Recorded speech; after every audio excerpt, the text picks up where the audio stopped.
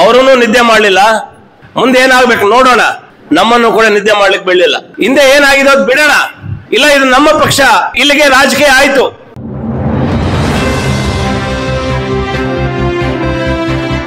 ಪರಿಪೂರ್ಣವಾದಂತ ಜವಾಬ್ದಾರಿಯನ್ನು ಕೊಟ್ಟಾಗ ಎರಡು ಅಂಶಗಳನ್ನು ನಾನು ಗಮನಿಸಿದೆ. ಒಂದು, ಅವರನ್ನು ನಿದ್ದೆ ಮಾಡಲಿಲ್ಲ, ನಮ್ಮನ್ನು ಕೂಡ ನಿದ್ದೆ ಮಾಡ್ಲಿಕ್ಕೆ ಬಿಡಲಿಲ್ಲ. ಪ್ರತಿ ಹಂತದಲ್ಲೂ ಕೂಡ ನಮಗೆ ಎಚ್ಚರಿಕೆಯನ್ನು ಕೊಡ್ತಾ ಇದ್ರು. ನಮ್ಮ ನಾಯಕರುಗಳಿಗೆ, ನಮ್ಮ ಕಾರ್ಯಕರ್ತರಿಗೆ ಒಂದು ಎಚ್ಚರಿಕೆಯ ಒಂದು ಗಂಟೆಯನ್ನು ಕೊಟ್ಟು, ಇದು ಗೆಲ್ಸ್ಕೊಂಡೇ ಬರ್ಬೇಕು, ಇದು ಪ್ರತಿಷ್ಠಿತ ಒಂದು ವಿಚಾರ ಅಂತ ಹೇಳಿ ಎಲ್ಲಾ ನಾಯಕರುಗಳಿಗೆ, ನಮ್ಮ ನಾಯಕರುಗಳಿಗೆ ಮತ್ತು ಕಾರ್ಯಕರ್ತರಿಗೆ ಒಂದು ಹುಮ್ಮಸ್ಸನ್ನು ಕೊಟ್ಟು ಇವತ್ತು ಒಂದು ಗೆಲುವಿಗೆ ಅವರು ಕೂಡ ಮುಖ್ಯ ಕಾರಣಕರ್ತರಾಗಿದ್ದಾರೆ. ಅವ್ರಿಗೆ ನಾನು ಹೃದಯಪೂರ್ವಕವಾದಂತಹ ಧನ್ಯವಾದಗಳನ್ನು ತಿಳಿಸ್ತೇನೆ. ಬಹುಶಃ ವಿರೋಧ ಪಕ್ಷದವರು ಬಹಳಷ್ಟು ಕಡೆ ಹೇಳಿದ್ರು, ಜೆಡಿಎಸ್ ಅಲ್ಲಿ ಬಲ ಇಲ್ಲ, ಬಲ ಕುಂಠಿತಗೊಂಡಿದೆ, ಒಗ್ಗಟ್ಟಿಲ್ಲ, ಒಬ್ಬೊಬ್ಬ ನಾಯಕರು ಒಂದೊಂದು ಇದಾಗಿದೆ, ಅವರಲ್ಲಿ ಒಗ್ಗಟ್ಟಿಲ್ಲ ಅಂತ.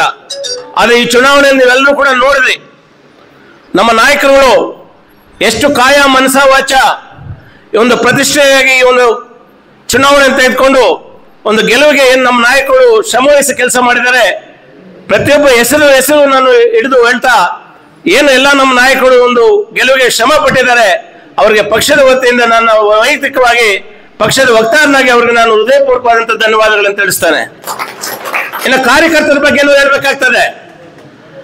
ಎಲ್ಲಿ ಡೆಲಿಗೇಟ್ಸ್ ಇರ್ತಾರೋ, ಎಲ್ಲಿ ಹಾಲು ಉತ್ಪಾದಕರು ಒಂದು ಡೆಲಿಗೇಟ್ಸ್ ಇರ್ತಾರೋ, ಅಲ್ಲಿ ನಾವು ಅಭ್ಯರ್ಥಿಗಳೊಂದಿಗೆ ನಾವು ಪ್ರಚಾರಕ್ಕೆ ಹೋದಾಗ ಆ ಭಾಗದ ನಾಯಕರು ನಮ್ಮೊಟ್ಟಿಗೆ ಕೈ ಜೋಡಿಸಿ, ನಮ್ಮ ಕಾರ್ಯಕರ್ತರು ಇವತ್ತು ಒಂದು ಗೆಲುವಿಗೆ ಬಹಳಷ್ಟು ಶ್ರಮವಹಿಸಿ, ಈ ಚುನಾವಣೆ ನಾಗರಾಜನದಲ್ಲ, ಬಿ ವಿ ಶಾಮೇಗೌಡದಲ್ಲ, ಇದು ನಮ್ಮ ಚುನಾವಣೆ ಅಂತೇಳಿ ನಮ್ಮ ಕಾರ್ಯಕರ್ತರು ಕಾಯ ಮನಸ ವಾಚ ಅವರು ಕೆಲಸ ಮಾಡಿ ಇವತ್ತು ಒಂದು ಗೆಲುವಿಗೆ ಕಾರಣರಾಗಿದ್ದಾರೆ. ನಿಜವಾಗ್ಲೂ ಕೂಡ ಆ ನಮ್ಮ ಎಲ್ಲಾ ಕಾರ್ಯಕರ್ತರು ಅವರು ತೋರಿಸಿದಂತ ಒಂದು ಪ್ರೀತಿ, ಅವ್ರು ತೋರಿಸಿದಂತ ಒಂದು ವಿಶ್ವಾಸ, ಅವರು ಪಕ್ಷದ ಬಗ್ಗೆ ಅವ್ರಿಗೆ ಇರ್ತಕ್ಕಂಥ ಒಂದು ಕಾಳಜಿ ನಿಜವಾಗ್ಲೂ ಕೂಡ ಪ್ರತಿಯೊಬ್ಬರು ಕೂಡ ಪ್ರಶಂಸೆ ಮಾಡಬೇಕಾಗ್ತಕ್ಕಂಥ ಒಂದು ವಿಚಾರ.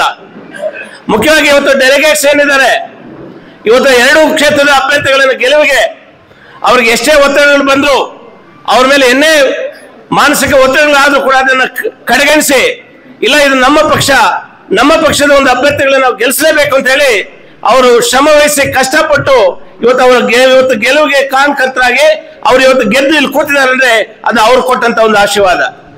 ಆ ಡೆಲಿಗೇಟ್ಸ್ ಯಾರು ಅವರಿಗೆ ಆಶೀರ್ವಾದ ಮಾಡಿದ್ದಾರೆ, ಅವರು ಕೂಡ ನಾನು ಪಕ್ಷದ ವತಿಯಿಂದ ಅವರಿಗೆ ನನ್ನ ಧನ್ಯವಾದಗಳನ್ನು ಅರ್ಪಿಸ್ತಾ ಇದ್ದೇನೆ. ಈಗಾಗಲೇ ನಾವು ಹೇಳ್ತಾ ಇರ್ತೀವಿ, ಇನ್ನು ಮುಖ್ಯ ವಿಚಾರಕ್ಕೆ ಬಂದಾಗ ಇಲ್ಲಿಗೆ ರಾಜಕೀಯ ಆಯ್ತು, ಕ್ಯಾಲೆಂಡರ್ ಆಫ್ ಇವೆಂಟ್ಸ್ ಡಿಕ್ಲೇರ್ ಆಯ್ತು, ಅದ್ರ ಪ್ರಕಾರ ಚುನಾವಣೆಗಳಾಯ್ತು, ನಮ್ಮೆಲ್ಲರ ಒಂದು ಆಶೀರ್ವಾದದಿಂದ ಅವರಿಬ್ಬರು ಗೆದ್ರು. ಇನ್ನು ಮುಂದೆ ನಮಗೆ ರಾಜಕೀಯಗಳು ಬೇಡ. ಇನ್ನೇನಾದ್ರೂ ಕೂಡ ಹಾಲು ಉತ್ಪಾದಕರ ಸಂಘಗಳ ಒಂದು ಸರ್ವತೋಮುಖ ಅಭಿವೃದ್ಧಿಗೆ ಪಕ್ಷಾತೀತವಾಗಿ ಕೆಲಸ ಮಾಡಬೇಕಾಗ್ತದೆ. ಯಾರು ನಮ್ಗೆ ಮತ ಹಾಕಿಲ್ಲಿ ಮತ ಆಗದೆ ಇರಲಿ, ಎಲ್ಲವೂ ಕೂಡ ನಮ್ಮ ಒಟ್ಟು ಅವೆಲ್ಲವೂ ಕೂಡ ಸಂಘಗಳು ನಮ್ಮ ಸಂಘಗಳಂತ ಭಾವಿಸ್ತಾ, ಅಲ್ಲಿ ಹಾಲಾಗ್ತಕ್ಕಂಥವ್ರು ನಮ್ಮ ರೈತರು ಅಂತ ಭಾವನೆಗಳನ್ನು ಇಟ್ಕೊಂಡು ಎಲ್ಲ ಒಂದು ಹಾಲು ಉತ್ಪಾದಕರ ಸಂಘಗಳ ಒಂದು ಸರ್ವತೋಮುಖ ಅಭಿವೃದ್ಧಿಗೆ ನಮ್ಮ ಇಬ್ಬರು ನಿರ್ದೇಶಕರು ಶ್ರಮವಹಿಸಿ ಕೆಲಸ ಮಾಡ್ತಾರೆ ಅಂತಕ್ಕಂಥ ಒಂದು ಆಶಾಭಾವನೆ ಇದೆ. ನಾನು ಎಲ್ಲ ಸೆಕ್ರೆಟರೀಸ್ ಅಂದ್ರೆ ಕಾರ್ಯದರ್ಶಿಗಳು ಇಲ್ಲಿದ್ದಾರೆ, ನಮ್ಮ ಅಧ್ಯಕ್ಷರು ಇಲ್ಲಿದ್ದಾರೆ. ನಿಮ್ಮ ಧ್ಯೇಯ ಒಂದೇ ಆಗಿರ್ಬೇಕು.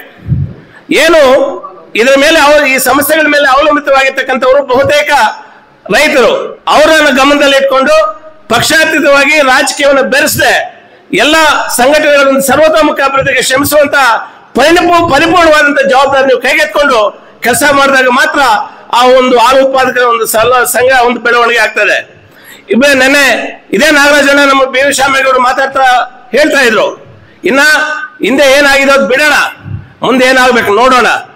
ಎಲ್ಲರನ್ನು ಕೂಡ ಪಕ್ಷಾತೀತವಾಗಿ ವಿಶ್ವಾಸಕ್ಕೆ ತಗೊಂಡು ಎಲ್ಲಾ ಸಂಘಗಳ ಒಂದು ಸರ್ವತೋಮುಖ ಅಭಿವೃದ್ಧಿಗೆ ಶ್ರಮಿಸೋಣ, ತಾಲೂಕಿನ ಒಂದು ಅಭಿವೃದ್ಧಿ ಪಡಿಸೋಣ, ರೈತರ ಒಂದು ಹಿತಾಸಕ್ತಿಗಳ ಗಮನದಲ್ಲಿ ಇಟ್ಕೊಂಡು ನಾವೆಲ್ಲರೂ ಕೂಡ ಜವಾಬ್ದಾರಿಯಿಂದ ಕೆಲಸ ಮಾಡಬೇಕಂತಕ್ಕಂಥ ಒಂದು ಮಾತನ್ನು ಕೂಡ ಮಾತಾಡ್ತಾ ಇದ್ರು.